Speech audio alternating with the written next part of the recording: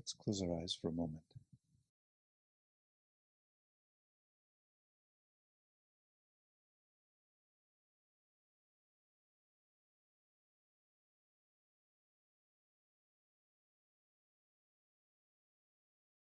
We can feel our bodies.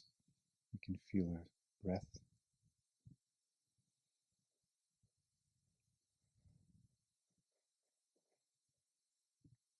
Just to be aware, just to be conscious is the most profound thing about us.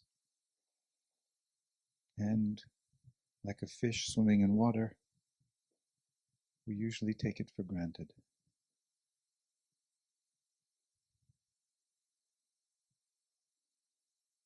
So in this moment of just being quiet with ourselves,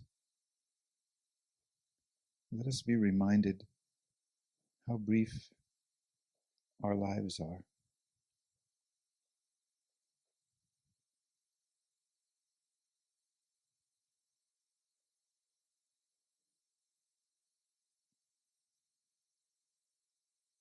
Each of us gets a chance to experience the wonder of being alive, but only for a very short time. There are many things that we can taste. And the one power, the single great power that we each have, is how we present ourselves to this moment, how we offer ourselves through the quality of our attention to this very moment in which we are alive, moment by moment.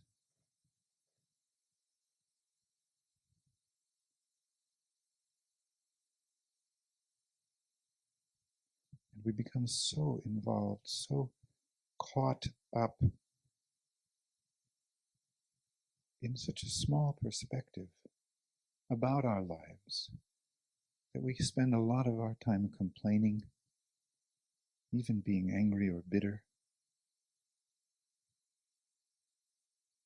And in this moment, I would like to invite us to just be grateful.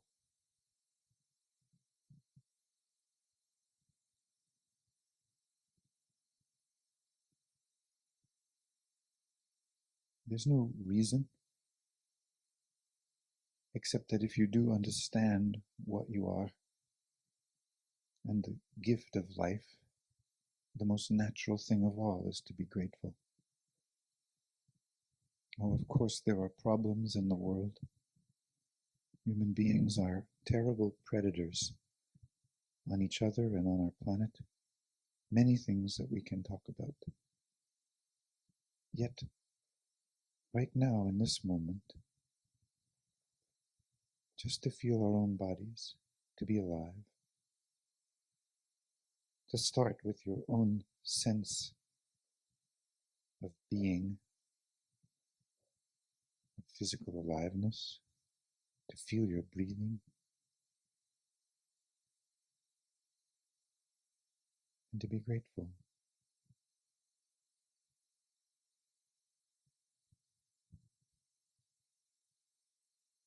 If we're dead, of course, even some of the difficult feelings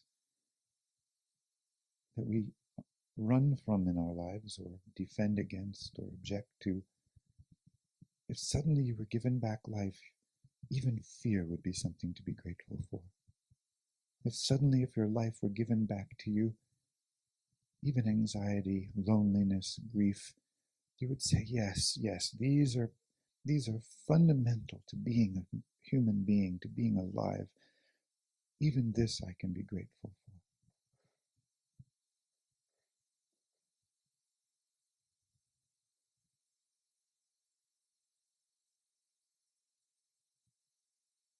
And there are so many gentle things and kind things and sweet things and tender things.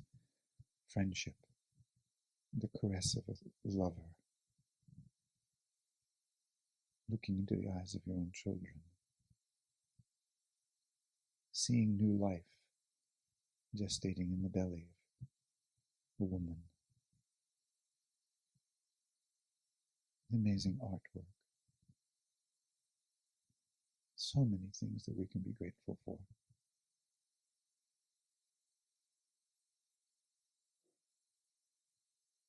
All the people who have touched you in your lives, childhood friends, teachers who you admired, and even the ones you didn't, just because you shared a little bit of this precious time of your life with them.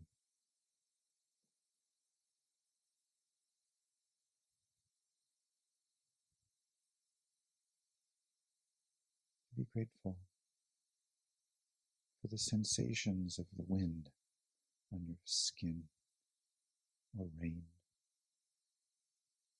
heat and cold.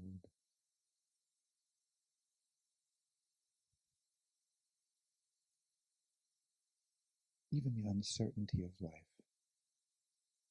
is a precious part of life. And just to be grateful. In fact, this is a practice that I urge people everywhere I go to engage in every day. The moment you wake up in the morning, the very first thoughts before your mind starts to plan the day, before you remember the familiar worries, to just be grateful, to feel your body and be grateful, to know that you will see and speak to and be with people that day. Whether you like them or dislike them is irrelevant, just that there will be relationships to be embraced in one way or another, and to be grateful.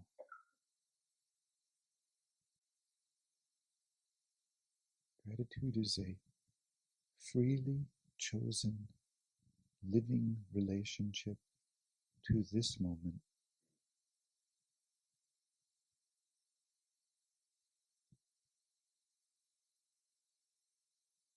We can use our imagination to extend into the past or the future, but gratitude is a freely chosen way of offering yourself to your own life, to your own life.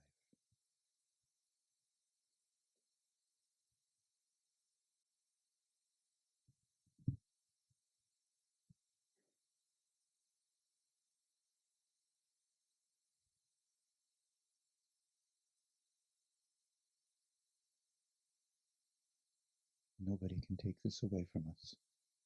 Only we can throw it away. We discard it, the power we have to offer ourselves right now in this moment, each moment. Not even the concentration camp can take this away.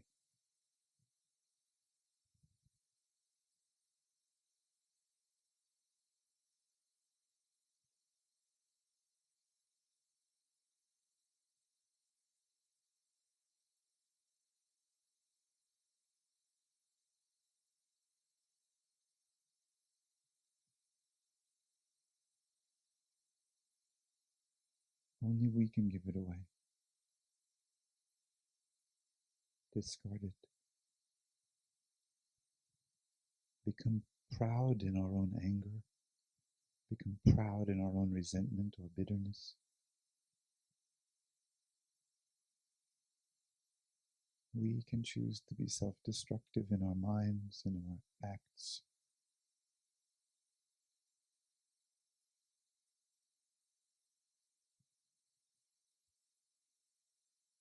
But nobody forces us to.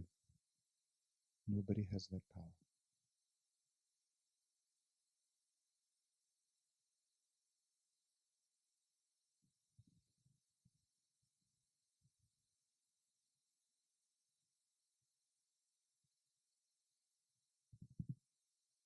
Well, thank you. You can look at me if you'd like.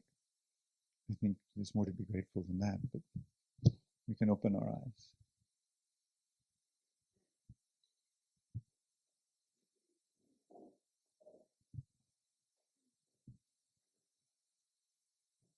You, If you're standing where I am, then there's a strong light, and all of you are more or less backlit, and your expressions are not quite evident to me, whereas mine are quite evident to you, just so that you understand that I can only partially see you.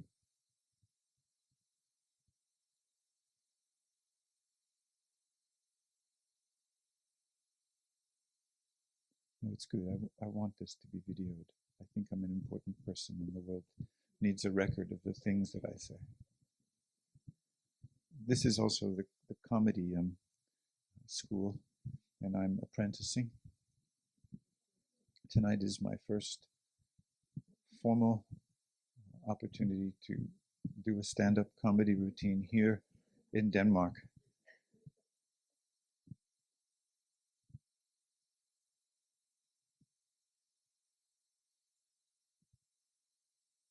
Sven is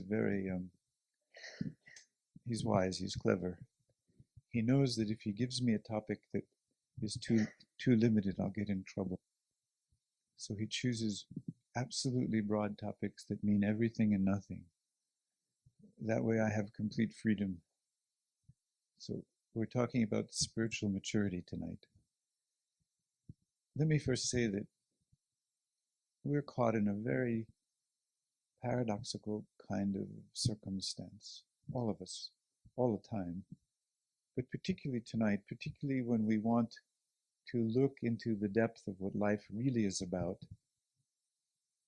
or the root of who we are, at the beginning of ourselves. That's an expression I will use a lot, the beginning of ourselves, and in a few minutes I think I'll do a little exercise to show you what I mean.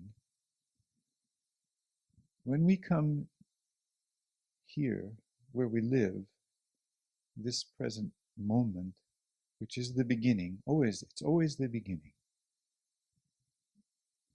The problem with language is that it is always talking about.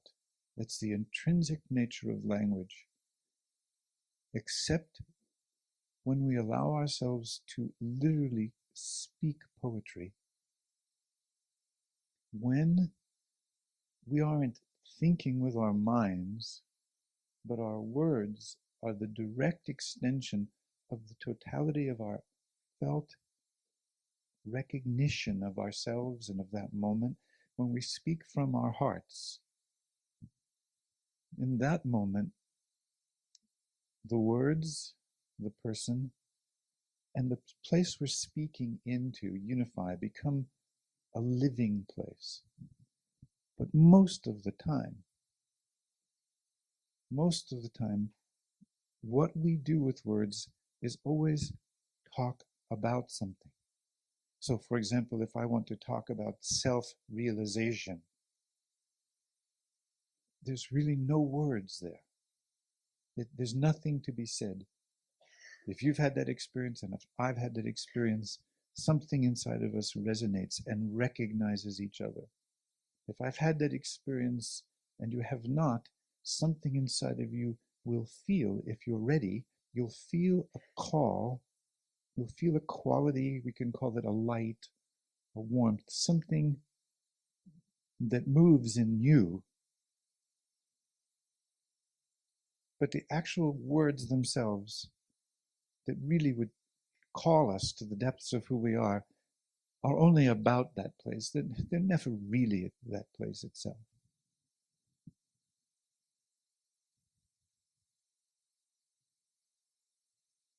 How can you talk about this moment?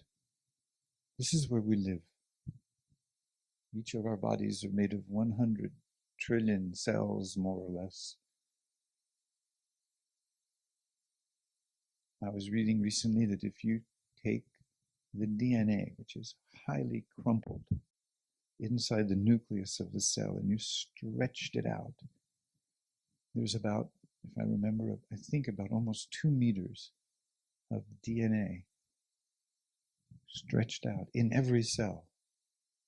If we put all the DNA in our bodies, end to end, we could travel from the sun out and around to Saturn and back around the Earth and the sun 3 times That's how much DNA we have inside of us. It would be about 10 atoms wide and about 120 billion miles long. And all it is information, a system of information, of communication. And it is not living in the past, even though it carries information from our past. And none of us have any life in the future. We're always just right now, here. But we can't talk about it. It's where we live. It's the one place for which there are no words. We can only represent it. The closer we get to this lived present moment, the more we experience what is called sacred, mystical, the more we are in the domain that we would call spiritual. This is where we would then find the need to represent our experience or our sense of this intelligence that unites us with all things with words like the Tao or God or the Source. Those are representations, but they're not representations for a thing that exists someplace. They're representations of an experience all of us have to some degree in our lives at certain times. I am absolutely sure that each of you have touched this experience to some extent in your life briefly. And all that experience was the distance between the observer of this moment, the one who would say, if I ask you, what are you feeling? And you talked immediately, would still be talking about something that had just been happening in your mind a second ago, because the nature of our ego, the nature of the kind of awareness we live in, divides the subject, which we call me, from the object, which is everything and anything that we can give a name to or talk about or think about or feel toward or feel with. We split those things apart and we're always just that little bit away, a little bit distant, a little bit divided. We're in a kind of exile. And to close the gap, to bring that gap closer and closer,